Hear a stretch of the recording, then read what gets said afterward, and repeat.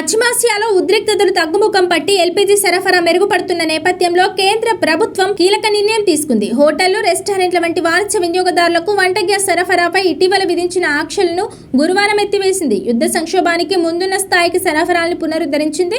ప్రస్తుతం పూర్తిగా ఆగిపోయిన బల్క్ ఎల్పీజీ సరఫరాను పశ్చిమాసియా సంక్షోభానికి ముందు నాటితో పోలిస్తే 50% మేర అనుమతించనున్నట్లు ప్రకటించింది. పెట్రోలియం మంత్రిత్వ శాఖ ఈ మేరకు ప్రకటన విడుదల చేసింది. దేశీయంగా ఎల్పీజీ ఉత్పత్తి పెరగడం, విదేశాల నుంచి దిగుమతి స్థాయిలు మెరుగుపడడం వంటి పరిణామాల నేపథ్యంలో ఆంక్షలను సడలించినట్టు అందులో పేర్కొంది. ఇది వాణిజ్య, పారిశ్రామిక వినియోగదారులకు ఊరట కలిగించే పరిణామం. మన దేశం దిగుమతి చేసుకునే ఎల్పీజీలో దాదాపు 90% వరకు పశ్చిమాసియా నుంచే వచ్చేది. అమెరికా, ఇరాన్ యుద్ధం కారణంగా ఆ సరఫరా గొలుసుకు ఇటీవల తీవ్ర అంతరాయాలు ఏర్పడ్డాయి.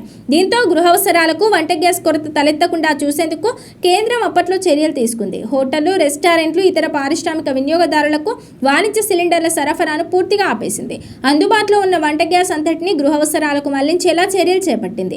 దేశీయంగా పెట్రోకెమికల్స్ తయారీ, ఇతర పారిశ్రామిక అవసరాలకు ఉపయోగించే C3, C4 స్ట్రీమ్స్ ను పూర్తిగా వంట గ్యాస్ ఉత్పత్తి వైపు మళ్లించింది. ప్రస్తుతం సరఫరా మెరుగుపడడంతో మళ్లింపును తగ్గించి తిరిగి పెట్రోకెమికల్స్ తయారీకి వాటిని కేటాయిస్తున్నామని కేంద్రం తెలిపింది. ఏ సంస్థకు ఎంత C3, C4 కేటాయించాలో సెంటర్ ఆఫ్ హై టెక్నాలజీ నిర్ణయించి నివేదిక ఇవ్వాలని ఆదేశించింది.